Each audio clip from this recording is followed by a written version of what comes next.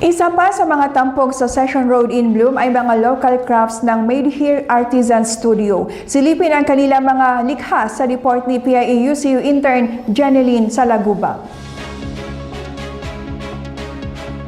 Isa sa mga tampok sa Session Road in Bloom 2026 dito sa Baguio City ay ang Wright Park Made Here Artisan Studio na nag-aalok ng mga produktong likha ng mga lokal na artists. Gawang Pinoy ang tampok sa Made Here Artisans Studio. Ipinapakita rito ang mga world-class na likha ng mga artisan, lalo na mula sa Baguio.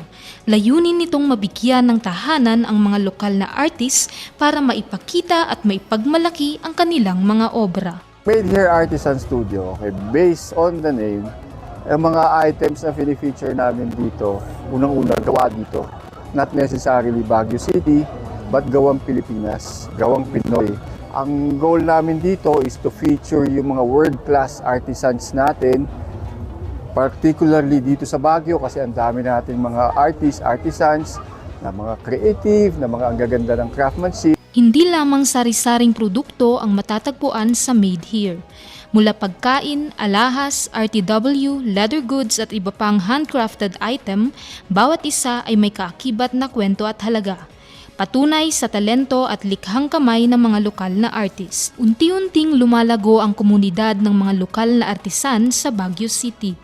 Ayon sa Made Here, sila ang unang naghanap at nag-imbita sa mga artist na sumali sa kanilang shop.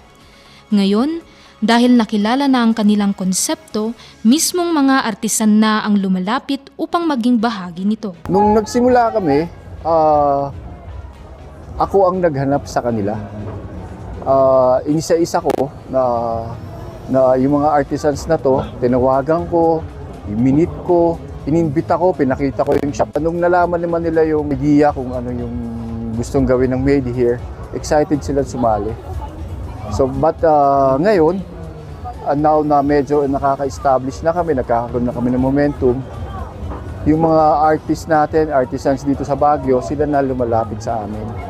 Ayon sa organizers, pagkakataon ang event na ito para maipakita ang mga likha ng mga artisan sa Baguio at makilala rin ang mga umuusbong na artist. Sa panagbanga, tampok sa Made Here Shop ang makukulay na t-shirts, accessories at mga pagkain mula sa iba't ibang panig ng Pilipinas. Patok sa mga bisita ang kanilang unique at high quality na produkto dito sa Baguio City. Sa stall na ito, bawat produkto ay maingat na pinipili.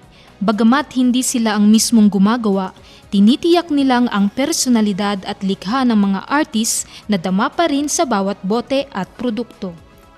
Lahat ng mga produkto namin, kami lang yung nag-curate, ha? Hindi kami yung gumagawa.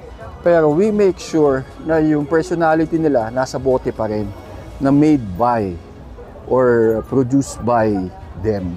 Sana po suportahan nyo ang mga gawang lokal. Ang goal namin doon is to provide a good experience na bumili man kayo hindi, at the very least na i-display namin ang kultura ng Cordillera. Patunay ang stall na ito na buhay ang lokal na sining at kabuhayan sa gitna ng selebrasyon. Support local. Ito si PIA-UCU intern Janeline Salagubang para sa PIA News Cordillera.